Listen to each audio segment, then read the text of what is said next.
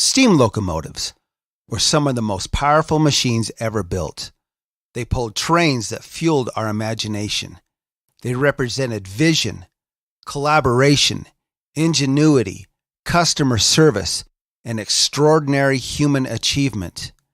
But in order to get to their destination, it took someone guiding them through a series of switches in order to get to the main line. Just like leaders today, it takes someone directing them down the right path in order to get to their destination. Welcome to Mainline Executive Coaching ACT, which stands for and Cultural Transformation, hosted by Master Certified Intelligent Leadership Executive Coaches Michael Bailey and Rich Barron, with over 50 years of successful cultural transformation and quantum leadership development between them. Brought to you by Intelligent Leadership Executive Coaching, the world's foremost authority on cultural transformation and intelligent leadership development. Once again, thanks for joining us and enjoy today's show. Thank you for joining us today. We're excited to have you with us. We are going to do something today. We did something in one of our last podcasts. We're going to do unpack part of an MLEI, this leadership survey thing that we put out to you. It's a fantastic opportunity. I mean, it's like you get the survey free, plus you get the unpacking for it free. It's like a $500 value. Costs you nothing, no obligation at all. It's just so doggone powerful, and there's nothing like it at all, not anything like it at all, because it starts to unfold to you the tremendous potential that you have as a leader in your leadership capacities, capabilities, competencies that can be developed that in turn become really and truly your confidence. That's what it really leads up to, and then eventually you developing true leadership character. And most surveys kind of show you, well, this is kind of where you are, or this is kind of where they kind of peg you. Yep. What ours does is actually doesn't peg you, it unfolds where it is that you are in your potential and your growth as a leader. It does start you out a particular place. You're going to find out why it's so important that you understand where to start and then how to play it out. So if you go in one direction, it's going to go bad for you. If you don't even know where you start, where your natural leadership capabilities really are, it will not go well for you. You'll get a lot of stress and a lot of upset for yourself and your team, and just a lot of disruption, just a lot of angst. But if you understand the way that it works, all of a sudden, it just makes sense. It's almost like magic. It unfolds.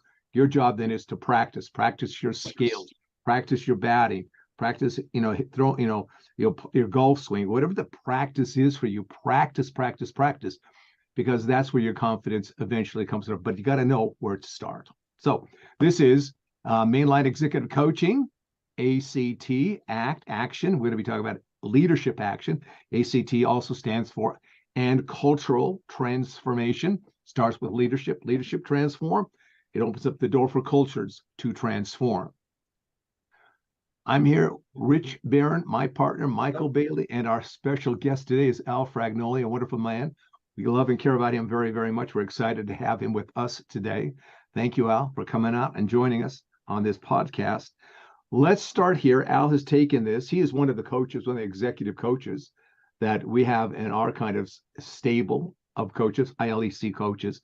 Fantastic fellow, great experience in leadership and lots of really interesting background he brings to coaching, executive coaching.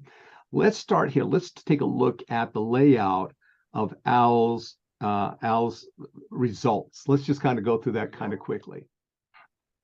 Okay, so what you have here is these 9 areas of leadership, and you can see them numbered 1 through 9, and we're going to focus on some specific things about it. Al's strongest in terms of behavior leadership style is the disciple, is the team leader, and that's there in yellow. Now you'll notice that there is a column there that says score. That's right after that middle section there, score, and then there's maturity ratio. So let's make a distinction between those. I think we've done that before. Score indicates the activity, how much Al spends in this particular leadership style. what we look at is what you tend to do naturally is where you're going to be the most active. In other words, this we're saying that Al's natural abilities in terms of leadership, because that's what he does the most, is in this one of a team leader. You know, because what you do, what you're most like to do, is what you're most like is what you're going to do the most of. It's just real simple. It's not brain surgery there. So it tells us which of these what level of activities he has for each of these particular leadership styles. Then the maturity ratio over there to the right of that really looks at in terms, you might think of it in terms of confidence. How confident is this particular individual in this leadership style? So for Al here, that team leadership style, his maturity or confidence level is 0.3. So it's above average. Not too bad. What's interesting about that is that if you take a look down at the bottom, number 9, the arbitrator, he is not as active in that. It's not as natural. It's still pretty good for him. It's a 39 versus a team leader, which is a 43. Go back and take a look at that yellow strip there.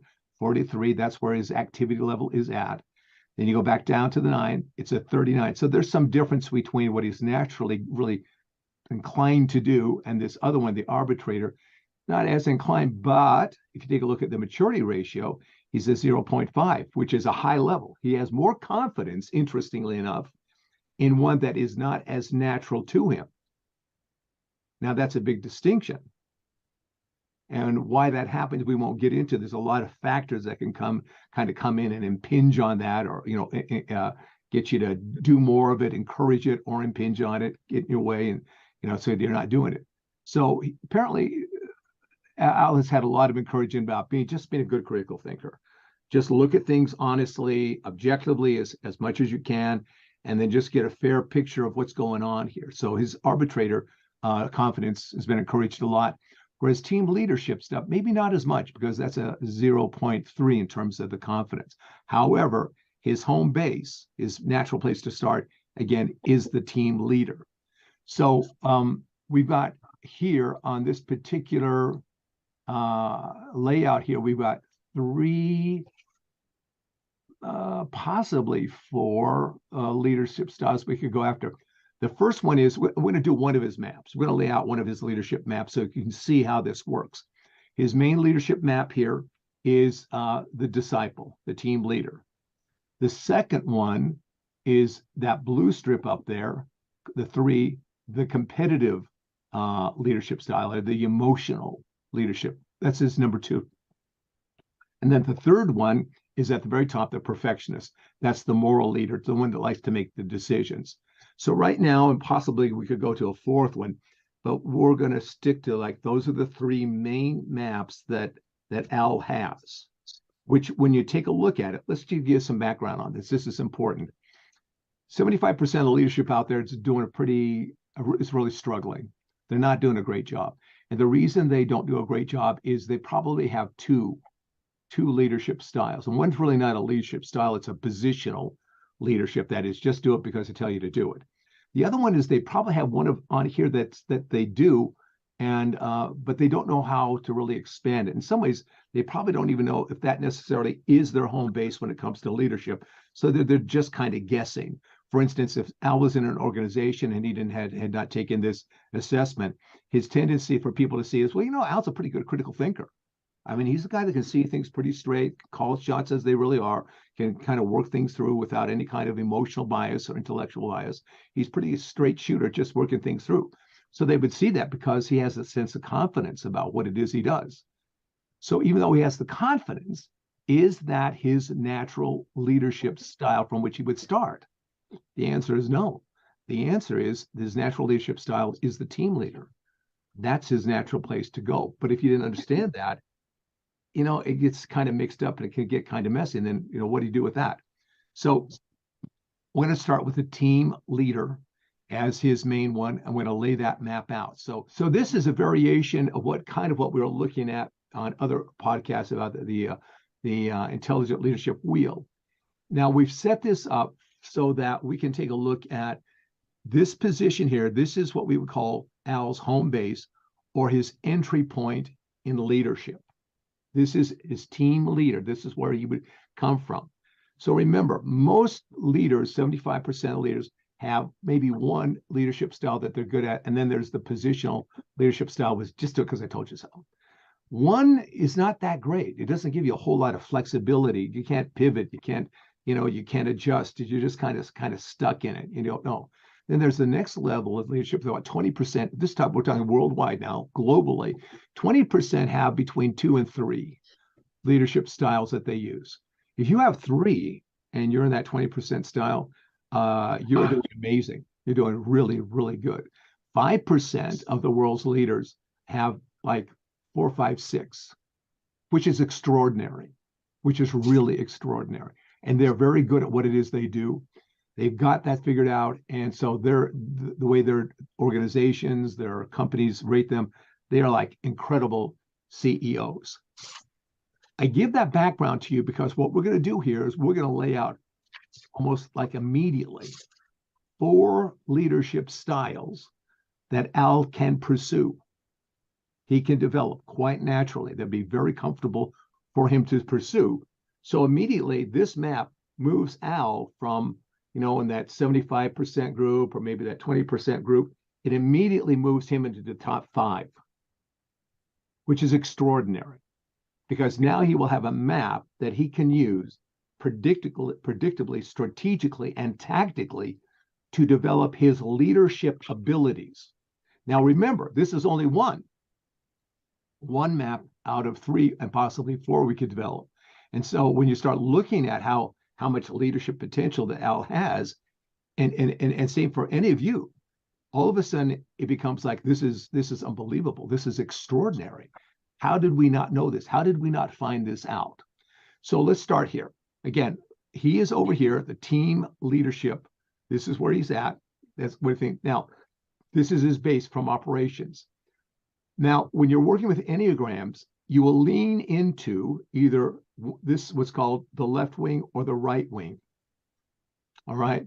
In other words, this is how you expand your base as a leader. You just don't have your base, your home base. What you want to do is be able to expand it so that you are bringing more power or more talent or more capacities, more capabilities to your leadership right from the get-go. You're also, as you pull that other one in, what you're doing is you're also expanding your confidence. So now you're looking at, okay, here's my capacities and my capabilities and now my competencies, which now brings me another level of confidence. So if I can expand those things, things really start to change.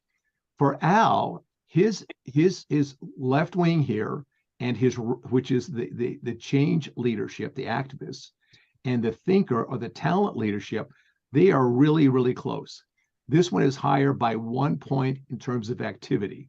This is just one below. So they're really, really close. The natural thing for him to do, especially when he's starting out and developing and using his maps, would be to lean into this one because he's a little bit more active in this one. Over time, though, as he became very competent, very adroit at working with this 2 here, he could then make decisions. I'm going to go into this one because of the situation. This one is about, what's the plans? What's the problems? What are we solving here? What are we figuring out? That's what that one is about. His home base is about the team. What's the team? What's the team's norms? What they're all about? What are they doing here? This one is about how do we change? This is how we create new visions, new possibilities. So what we're doing here is his comfortable place is with the team. How does the team feel? How does the team see things? How does the team want to work? But you add into this one over here to lean into this one. Now it's not only about the team, it's also moving it into a place of let's think this thing through so that we're very clear about what are the problems we want to solve? What are the objectives that we want to really go after and achieve? What's the plan of action that's going to work best for us as a team to achieve our objectives? So he's got the team feel, plus he's stepping a little bit away from the team and going, let's think this thing through. Let's not just be in the team norm.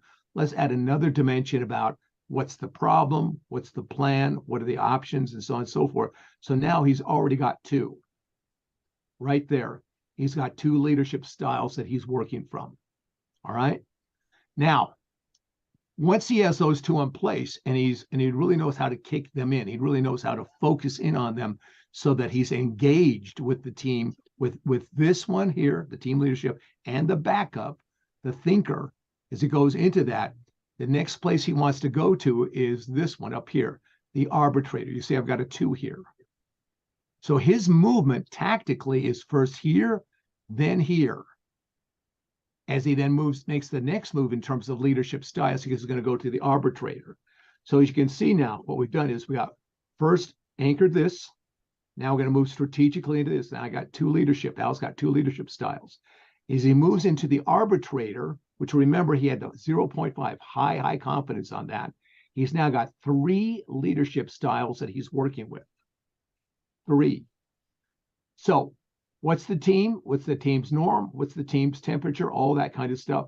Pull back around. What's the problem exactly that we're going to solve? What are our options? What are the things we want to do? What are the steps we're going to do it? All right, we've got that laid out. We've got our action plan. We take it back to the team. This is the way we're looking at it. This is what we're thinking. How do you guys feel about it? Not just 1, but 2. Then from there, once the team starts to go to work and implements the plan, the action plan, then Al's move is let's go to the arbitrator and look at things in critical thinking without bias, just things as they are. Let's just look at the facts. Let's just look at the resources. Let's see how it's all working so that he can weigh things out in a way that just brings reality, that brings objectivity to it. The next thing he does is once he's got that clarity of objectivity, and now notice what's going on here. He has to step away from the team in order to get the thinking going, but he brings that back to the team. Once he's got the team buy-in about what the plan is and what the problems are, then the team is implementing that, and then he goes into the arbitrator, the critical thinking, where again he steps away from the team. He's now doing additional homework. And I'm going to play that. I want to make that real clear. When Al steps away and he's the thinker leadership, the talent leadership, he is now doing homework. Homework is big for leaders. Homework is huge. Leaders, if you don't do your homework, you cannot lead. So he's with the team, steps away, does the homework, steps back into the team. They're implementing. He goes and then watches them, looks at the data, looks what's going on. How's the team getting along? How they've got each other's back. He steps away from the team and he's looking. He's doing more homework. As he does the homework and he sees what's going on, he says, I think there's some things that we can do to improve. So he then goes over here to the emotional leader and says, here's the things that I'm observing that we've got to change in terms of our emotional connection to what we're doing. Some things we need to step away from and say, we're not going to do that so much. So let's drop that. And other things over here we got to do more of, and I got to get them excited about doing more of that are going to improve the data. I got to get them excited. That's why they are the emotional leader. So again, we've gone from 1, 2, 3. These are all very different leadership styles to 4. He's now got a 4th one in there. So when he does his homework, say, okay, this is what I got to get the team excited about, get them refocused on, and he brings that back to the team. See how that connects back into there.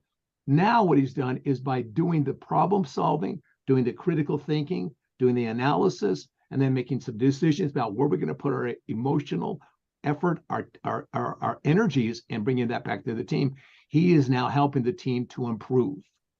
He's helping the team to step it up, to become finer, more precise, more exact in their behavior, in terms of, and this is a behavior thing, in terms of what they want to do to accomplish the objectives. If he does it this way, just as I've laid it out here, in these steps, entry point here, expand into this, then go to your arbitrator, take a look at what's going on, then move it into what do I got to get the team excited about. If he does it this way, he will find that his stress levels are greatly reduced because he's working the way he works naturally, because it will just start to flow. It will just start to happen. It will make sense to him. Now, conversely, if he started here, which is the right point, but instead of going here, he went here, there'd be some internal dissonance because he's not as comfortable here as he is there. is this idea of comfort, real comfort in terms of confidence versus comfort zone. That will work against you. So if you went there, there'd be some dissonance because you'd still be thinking, well, I haven't thought about this clear enough. How can I get excited about change if I really haven't thought it through clearly? Now this is for Al now. Somebody else may say, no, not going to do the thinking stuff yet. I'm going to do this stuff. I got to get, here's the new vision. But that would be a different score. That person would have a different score.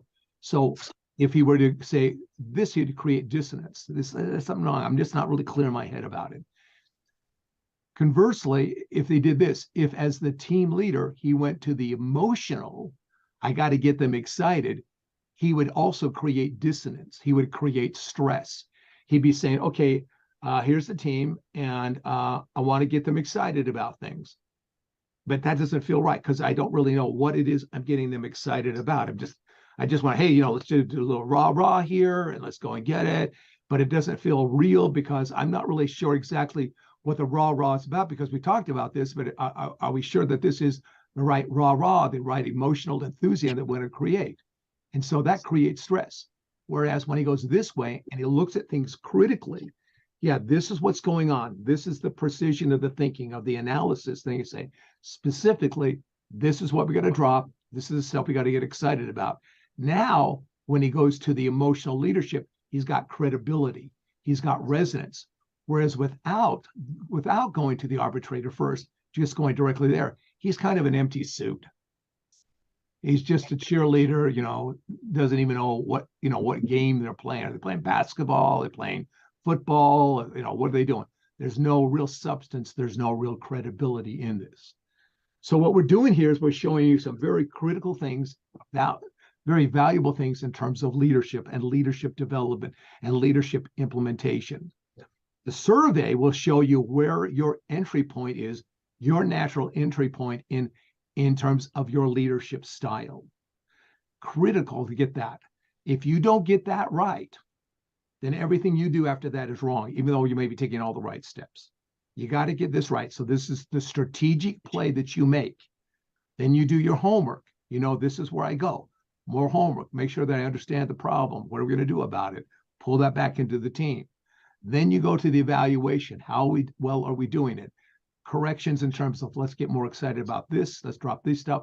Brings it over to the team. When you take a look at it, the maps have their own intelligent, synergistic formula, processes, dynamics when you understand the maps. When you don't understand the maps, if you are a leader who is burning out, if you are a leader who is frustrated, if you're a leader who just does not connect with their team, if you're a leader who just doesn't get what you're supposed to be doing, I'll guarantee you, put money on it, you don't know, number one, what your natural leadership style is. Yeah. You don't get it. You don't know. And you certainly don't know what the flow of your map is. And if you don't know the flow of your map, you don't know the process, the tactics of how you take your leadership style and really connect to the team and then connect it to driving results and developing talent and all those other kinds. If you don't know how to do that, how can you possibly feel any kind of confidence? You can't. It's a guessing game. You're just shooting in the dark. You have no clue. You have no idea. That's why 75% of leaders in leadership positions now are struggling. And why half of them after 3 years just fail. They quit, they're fired. Another one, then the other option is this, is they just get caught in middle management and they don't go anywhere because they don't know how to break through, because they don't know who they are. They don't know what their play is in their maps. So Al, as you take a look at this in this discussion, what's your reaction to it? How do you look at that? How's that set with you? So this is fascinating information. But Rich and Michael, first of all, thank you for bringing me on to your podcast again. Absolutely love what you gentlemen bring out to the world. Michael, thank you for dissecting this more. But it's critical. You mentioned a couple of key points. First of all, 75% of leaders only have one of these traits out of 9. 20% have 2 to 3, and 5% have 4 to 6. It's so important as leaders that we increase that 5%, right?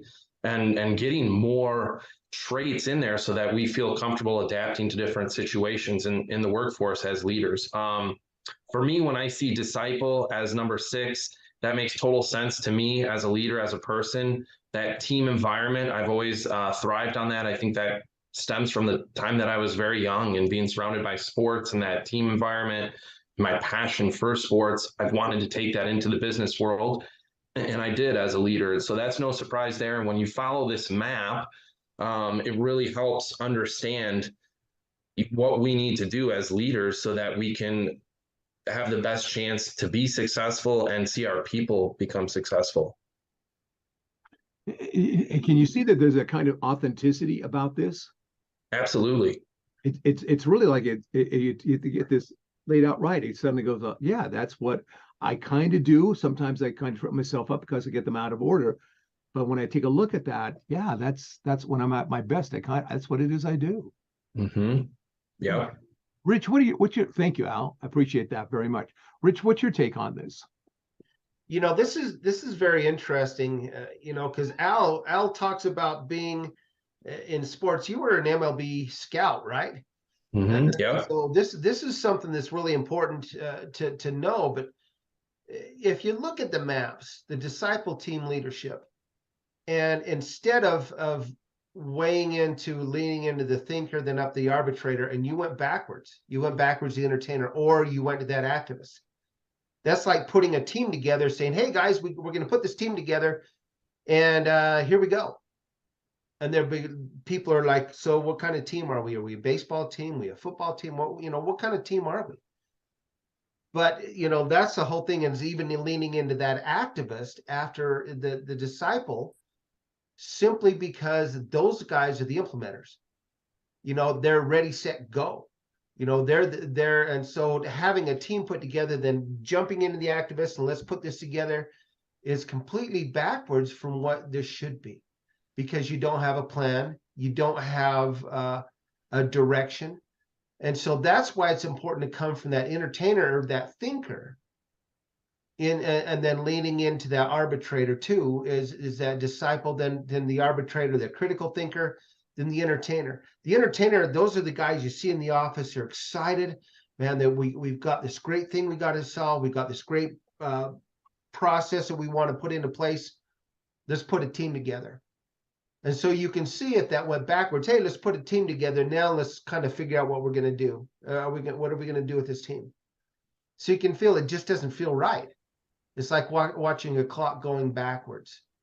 And so the same thing we talk about, Michael, that triangle in the middle of this, that's that golden triangle we talk about. That's where corporations work. That's where CEOs work. A lot of people in leadership positions that we do this assessment with, we see them land right in that golden triangle a lot. So, and what Michael's pointing out, leaning into the thinker versus leaning into the activist, or going backwards in the entertainer, it wouldn't feel right. And it'd be like ready, shoot, aim, versus having a solid plan to put that in place. And that's why these maps are important. That's why understanding where your entry point is on this map, that's a critical part of your leadership, critical understanding of your leadership. Yeah, it's huge. And thank you both, Al. Thank you, Rich. And once you get this information, then what really is required is this. Then how do you practice this? How do you practice this strategically? How do you practice this tactically, so that you, as a leader, are growing in terms of the authenticity of who it is that you are? I mean, they talk about transparency and the ability to adapt and pivot and all that kind of stuff. You really can't be transparent. You really can't pivot. You really can't adapt unless you understand this in terms of who you are as a leader. Without understanding territory, without understanding you, it's all a facade. It's all the imposter syndrome. It's all maybe what Rich calls, the overconfidence factor. I don't really know, but I'm going to be overconfident about it. But it's all fake. That's why there's the huge failure rate. 75% of leaders are in the fake it till they make it mode, and have no clue about how to get into that 25%. And it's not their fault. They just don't have the information. They don't know where to go and get it. Or at some level, maybe some of you who've been watching for a while, we've been talking to you. Now you know where to get it.